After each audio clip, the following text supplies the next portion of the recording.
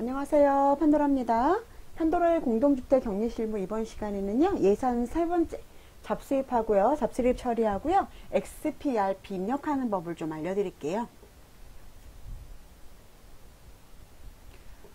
이 책은 공동주택 회계처리 기준 해설서라는 책인데요. 제가 되게 존경하는 김정렬 회계사님이 지으신 책이거든요. 뭐 제가 개인적으로도 좀 잘 아는 분이신데 제가 사인도 받았어요. 사서 제가 사인도 받았는데 물론 뭐 제가 아는 분이 몇 명 안 계셔서 그럴 수도 있지만 제가 아는 분 중에 가장 공동주택에 대해서 회계처리 기준에 대해서는 가장 잘 아는 회계사님이 아닌가 싶습니다. 여러분들 혹시 공부를 좀 깊이 있게 하고 싶으시다 하시면 이 책을 한번 사셔서 공부를 해보시면 좋으실 것 같습니다.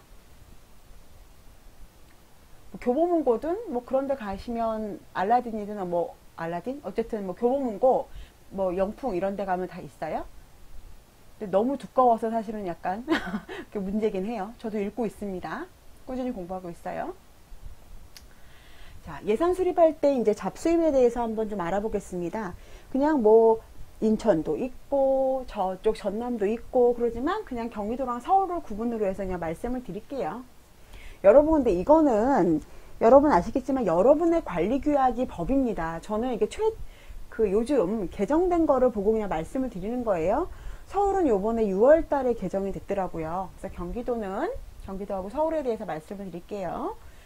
경기도는 그 관리규약 준칙 63조고요. 서울은 62조입니다. 관리규약 준칙 62조예요. 이거는 표준 관리규약입니다, 여러분. 여러분의 관리규약대로 하셔야 돼요. 처분하셔야 돼요. 표준 관리규약을 보고 하시는 게 아니고 저는 설명만 표준 관리규약, 왜냐면 제가 여러분 단지의 관리규약 모르기 때문에 표준 관리규약 보고 설명을 드리는 거예요. 여러분 관리규약 보고 하셔야 돼요. 자, 승인은 회계연도 개시 1개월 전까지 입주자 대표회의 승인을 얻어야 되는 거는 경기도나 서울이랑 똑같죠? 그런데 경기도는 1년 단위로 수입 및 지출 계획을 입주자 대표회의에 제출하여 승인하래요. 1년 단위로 수입 및 지출 계획을 입주자 대표회의에 제출하여 승인하랍니다. 잡수입에 대해서. 그리고 사용 승인하는 거는요. 관리규약에 있거나 사업계획 및 예산안 혹은 공동체 활성에 관한 사항 등으로 입대회 의결에 의거하여 사용하고 전체 입주자 및 사용자의 공평한 이익을 위하여 사용해야 하고요. 23조에 따른 관리 비용 및 사용료 항목으로는 사용이 불가하답니다. 여러분 23조가 뭐죠?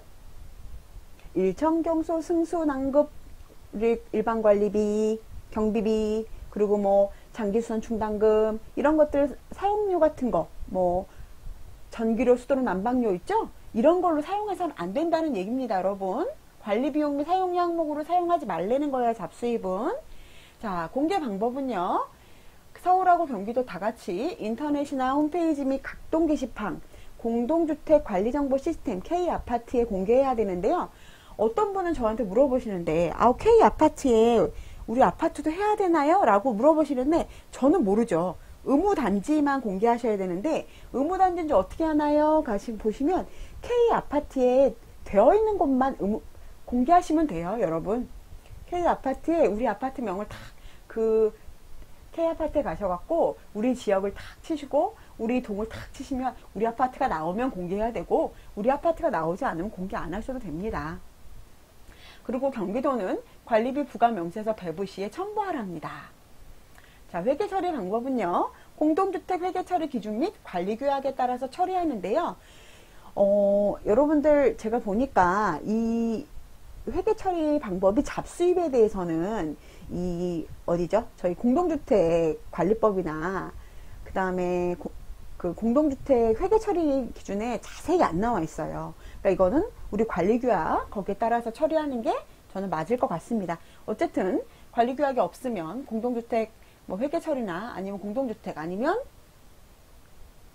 우리 이제 회사 뭐 그런 그 일반적인 회계처리 방법에 따라서 해야 되겠죠. 가장 중요한 거는 우리 관리규약이나 공동주택 회계처리 기준에 따라서 하는 게 맞을 것 같습니다.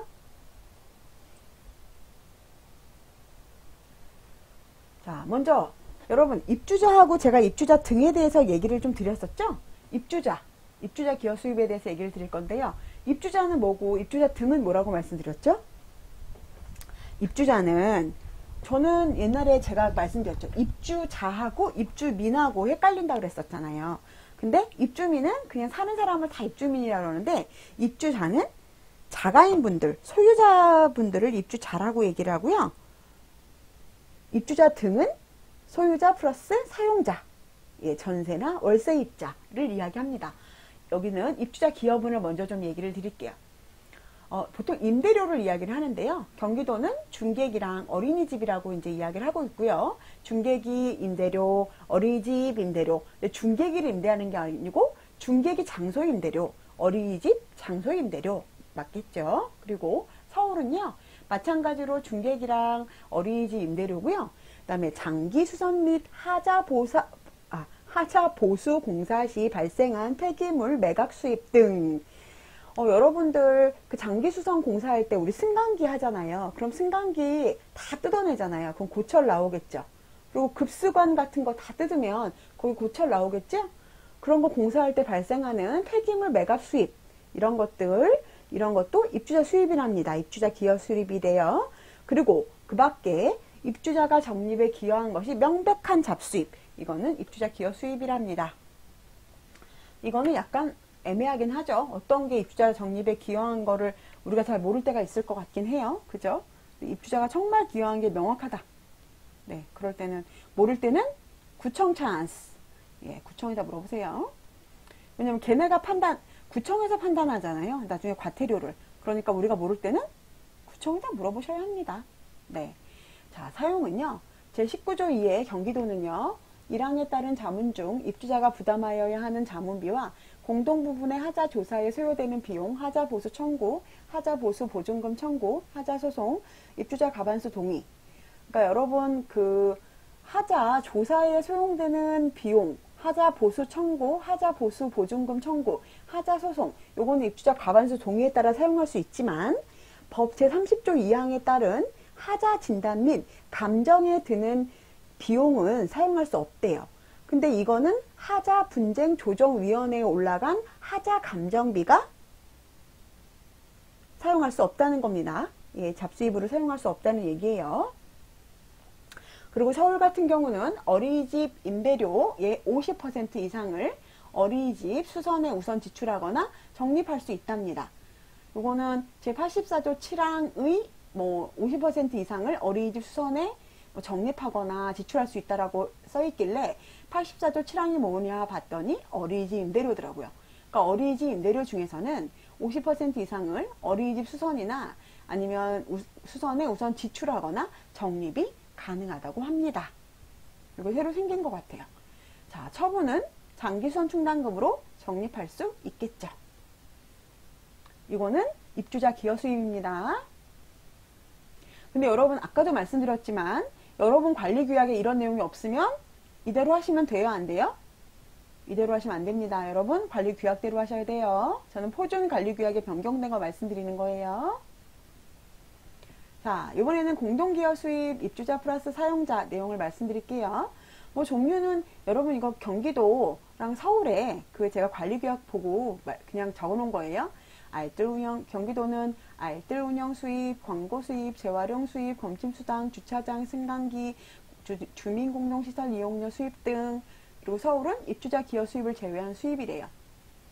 그리고 우선 사용하는 거 이게 조금 이제 두 개가 다른데 거기다 비슷한 거는 많이 있죠.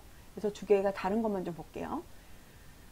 두 개 여기서는 같은 거는 공동체 활성화, 투표 참여 촉진, 층간, 여기는 투표 층간소음 관리위원회 및 그 55조 5항에 따른 자치 운영비, 검침수당, 재활용, 소송비용, 그 다음에 커뮤니티 시설에 운영하는 거 관리비 예비비. 예, 여기는 7번에 관리비 예비비라는 게 있네요, 여러분. 관리비 예비가 있고, 또 8항에 제19조 2 제1항에 따른 자문 중 입주자 등이 부담하여야 할 자문비. 앞에 보면 여기 있죠? 19조 1항에 따른 자문 중 입주자가 부담하여야 할 자문비와 공용 부분의 하자 조사에 따른 비용. 요게 뒤에도 있죠? 요거는 가능하다는 이야기입니다. 그 밖에 입주자 대표가 필요하다고 인정하여 의결하고 입주자 등의 과반수 동의를 따른 경우. 근데 여러분 여기서 사용하면 안 되는 건 뭘까요? 관리비와 사용료. 사용하면 안 되겠죠? 아무리 여기 그 밖에 입주자가 대표회의가 필요하다고 인정하여 의결하고 입주자 등의 과반수 동의를 얻었지만 여기 앞에 관리비나 사용료 항목은 사용하지 말라 그랬으니까 그거는 사용하시지 마시기 바랍니다. 자, 서울 같은 경우는 공동체 활성화, 단체 비용, 주민자치 활동, 투표 참여, 촉진 비용, 소송 비용, 전체 입주자 등의 이익에 부합하여야 하며 입주자 등 과반수의 동의가 있어야 합니다. 기부금, 불우이웃돕기 성금, 수재의원금, 그 다음에 층간소음 관리 운영 비용, 기계 환기장치, 미세먼지 필터 이런 게 있습니다. 이게 좀 차이점이 있는데 경기도는요 관리비 예비비를 적립하지 않아요. 경기도는 관리비 예비비를 적립하지 않고 그냥 예비비를 비용으로 사용을 합니다. 그런데 서울은 관리비 예비비를 적립을 해요. 왜 그러냐면 여기 우선 사용 비용의 경기도는 7번에 관리비 예비비가 있죠. 그런데 서울은 예비비가 있나요? 없죠. 그렇기 때문에 경기도는 관리비 예비비를 적립하지 않고 서울은 관리비 예비비를 적립해서 사용을 하는 겁니다. 자, 공동기여 수입 계속 이어가겠습니다. 우선 사용 한도는 항목별 한도를 확인하라는 거는 어떻게 써 있냐면 그 보통 뭐 여기 위에 있는 공동체 활성화 지원 비용 몇만 원, 아니 몇 10만 원이겠죠. 투표 참여 촉진 비용 얼마 층간소음 비용 얼마 이렇게 써여 있어요. 경기도는. 그래서 그거를 참고를 하라는 얘기입니다. 그리고 당해 회계원도 잡수입 예산 범위의 40%. 여러분 잡수입 예산 범위의 40%입니다. 잡수입 예산 범위의 40%. 그리고 서울은 항목별 한도가 써있지가 않거든요. 그러니까 1번 항목이 없는 거예요. 그래서 당해 회계원도 잡수입 예산 금액의 40% 범위 내에 우선 사용하라는 이야기입니다. 그리고 결산을 할 때는 아까 입주자 기여분은 장기수선 충당금으로 적립하라고 말씀드렸잖아요. 근데 여기는 뭐로 적립하라고 얘기하죠? 관리비 차감 적립금으로 하랍니다. 그래서 다 남은 거는 다 관리비 차감 적립금으로 하라는 거예요. 다 쓰고 나서 남은 거는 다 관리비 차감 적립금으로 하셔서 다음 회계 연도에 매월 공용관리비에 차감하라는 이야기입니다. 근데 서울은요. 관리비 차감 적립금으로 우선 지출 후 남은 금액의 80% 이상을 하고요. 예비비 적립금으로 관리비 적립 후에 나머지 금액 뭐 80% 이상이니까 만약에 관리비 차감을 80%를 했으면 예비비를 20%를 하면 될 것이고 관리비 차감을 90%를 했으면 예비비 적립을 10%를 하면 되겠네요. 그렇죠? 관리비 차감 적립 후에 나머지 금액으로 예비비 적립을 하랍니다. 경기도는 예비비를 그냥 잡지출처럼 사용을 하면 되고요. 서울은 적립금을 뒀다가 적립금을 사용하라는 이야기입니다. 그런데 딱 80%, 20% 정해진 것이 아니고 관리비 차감을 할 때 서울은 80% 이상이라고 했으니까 관리비를 80%를 하든지 차감을 80%를 하든지 85%를 하든지 90%를 하든지 그거는 관리 규약에 따라서 하고 그 나머지 예비비를 적립금으로 적립하라는 이야기입니다. 예비비를 사용을 할 때는 경기도는 예산에 책정되지 않은 예측할 수 없는 긴급 상황에 한하여 발생 건당 100만 원 미만의 소액 예비비를 경기도는 금액을 정해놨어요. 그리고 입주자 대표회의 의결 후 지출하라고 이야기했고요. 관리비 부과 명세서에 별도 기재하여 공개하라고 이야기했습니다. 서울 같은 경우는 영 23조 1항의 비목의 한항 영 23조 1항은 관리비목이에요. 여러분 뒤에서 보여드릴 겁니다. 2번 예측할 수 없는 긴급 사유 발생 시 예상 미책정 부족식 하라 그랬고요. 입주자 대표의 의결 후에 지출하고요. 관리비 부과 명세서에 기재하고요. 게시판 및 공동주택 관련 시스템, 해아파트에 공개하고 5년간 보관, 네, 보관하랍니다. 자, 이게 공동주택 시행령 2020년 4월 24일에 개정한 거고요. 23조 1항, 동그라미가 1항이라고 말씀드렸죠?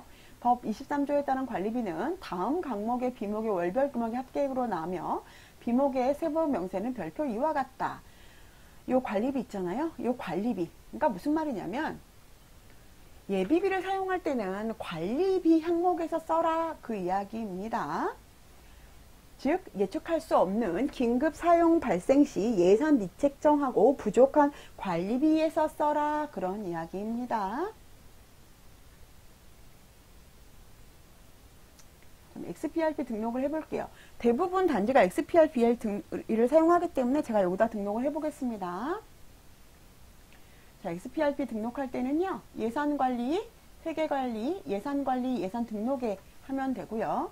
매년 다음 회계 예산을 등록하고 등록된 금액과 실제 집행 금액을 비교하고 관리할 수 있는 메뉴예요. 그래서 회계관리, 예산관리, 예산등록 연 2월을 선택 후에 조회를 하면 되고요.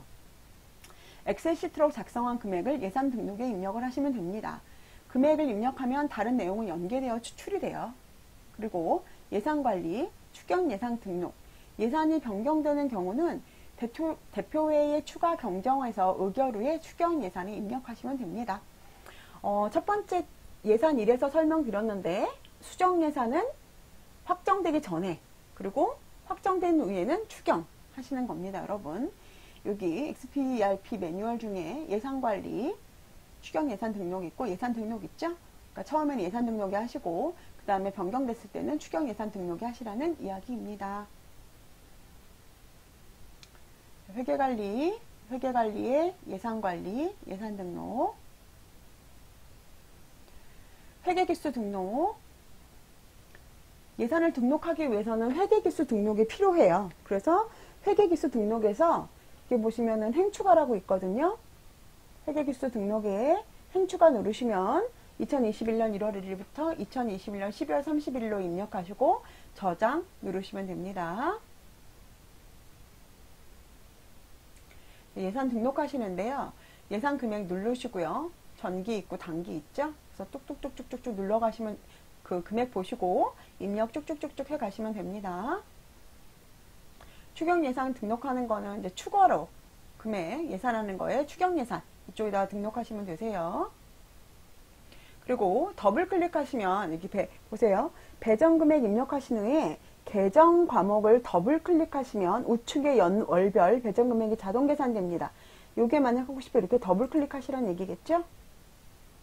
더블 클릭하시라는 얘기예요. 예산 집행 현황 우리가 입력한 다음에 이제 그 내용을 보시는 거예요. 예산 집행 현황을 확인하는 겁니다. 예산 결산서, 확보예산, 예산 배정, 월 배정액, 집행 금액, 예산 실적 차이, 집행 비율 이거 다 나온다고 제가 말씀드렸죠? 예산서, 전기, 단기, 정기 예산 대비, 정기 실적 대비 예산 실적 대비표, 전기, 단기, 집행률, 대비 증감 세입 세출서, 세입 예산서, 결산서 세입은 수입이고 세출은 비용이죠. 여러분 이거 제가 그 앞에서 다 보여드렸죠? 이거 다 어디 있었죠? 회계처리 기준에 다 있죠? 그거 그대로 그 XPRP에서도 그대로 그거 보고 만든 겁니다. 이거 제가 처음에 만들어 달라고 그랬는데 물론 저만 만들어 달라진 않았지만 제가 제 자랑인가? 제가 이거 제일 처음에 만들어 달라고 그래가지고 이거 보고 만들어 주세요 하고 제가 이거 자료 홍지에 보내드렸었어요 옛날에. 물론 제가 보낸 걸로 만들어 주셨는지 모르겠지만 어쨌든 제가 그 회계 처리 기준 제가 보내드렸습니다. 예, 세입 세출서, 세입 결산서 이렇게 다 나와요 여러분. 여기 조회 옵션에서 세입 세출서, 세입 결산서, 뭐 세출 예산서, 세출 결산서 다 확인하실 수 있고 회계연도, 그 다음 회계기간에서 조회만 누르시면 다 이렇게 나옵니다 여러분. 세입 세출서도 나오죠. 예산서, 전년도 예산서, 비교 증감, 증감률. 자, 세입 세출서도 여기 보이시죠? 세입 세출서. 과목 비교 증감, 증강률, 당초 예산서, 예산액, 증감, 결산액, 차이액.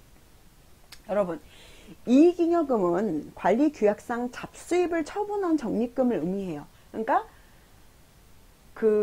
원래 이익잉여금이라는 건 뭐냐면 수익에서 비용을 빼는 거예요. 근데 여러분, 관리수입이랑 관리비용은 같아요, 달라요? 아파트랑 뭐 이런 데는 같아야 되잖아요. 관리수입하고 비용하고 같아야 되잖아요. 그럼 우리가 차이가 나는 건 뭐만 있을까요? 관리 외 수입하고 관리 외 비용만 있겠죠. 그래서 우리 아파트에서 말하는 거는 이익잉여금은 관리 외 수입에서 관리 외 비용을 뺀 금액이에요.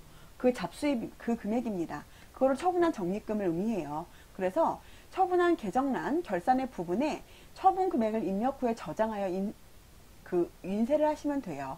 근데 처분 계정에 대한 문의는 요거는 중앙공동주택센터로 문의하시기 바랍니다. 요거는 이거 홍진에서 쓴 거예요. XPRB 업체에서 쓴 거예요. 처분 계정에 대한 거는 여러분이 아시죠? 요거는 뭐 여기다 물어보지 말고 여러분들이 아시는 대로 해서 여기다가 처분해서 쓰란 얘기입니다. 요거는 XPRB 업체에서 여러분들이 자꾸 아마 이거를 이 프로그램 회사에다 물어봤나 봐요. 그러니까 프로그램 회사에서 아예 이런 건 나한테 물어보지 말고 중앙공동주택센터에 물어봐. 이렇게 여기에 써놓은 것 같습니다. 그래서 제가 여기다 이렇게 해놓은 거예요. 그러니까 다시 한번 말씀드리면 제가 결산에서도 나중에 한번 말씀드리겠지만 이익잉여금은 관리규약상의 잡수입을 처분하는 거고 이 아파트에서는 관리비용과 관리수입은 똑같기 때문에 관리 외 수입에서 관리 외 비용을 뺀 게 이익잉여금이 있죠? 그래서 그 이익잉여금을 처분하는 거 그거를 이 결산액 부분에 그 처분한 계정란에 입력을 한 다음에 저장하고 인쇄를 하라는 이야기입니다, 여러분. 제가 예산에 대해서 이렇게 쭉 설명을 드렸고요. 예산이 사실 쉽다면 쉽고 어렵다면 어렵고 그런 것 같기는 해요. 그래서 제가 요거 말고 다음에 시간을 한번 내서 퇴직충당금이랑 연차충당금 그거 다시 한번 계산하는 거 다시 한번 좀 보여드리려고 하거든요. 그게 좀 어렵기 때문에 퇴직충당금이랑 연차충당금은 어떻게 계산하는지 다시 한번 제가 그거는 다시 한번 해보도록 하겠습니다. 여러분 예산 잘 하시고요. 사실 뭐 소장님이랑 경리분이랑 두 분이 힘을 합친다면 그렇게 어렵지 않을 거라고 생각을 하고요. 다 잘 하실 거라고 믿고 이만 저는 예산 강의는 마치겠습니다. 행복한 하루 되시고요. 다음에 또 뵙겠습니다. 안녕히 계세요. 구독과 좋아요, 알림 설정, 그리고 다른 분께도 제 사이트 많이 알려주세요.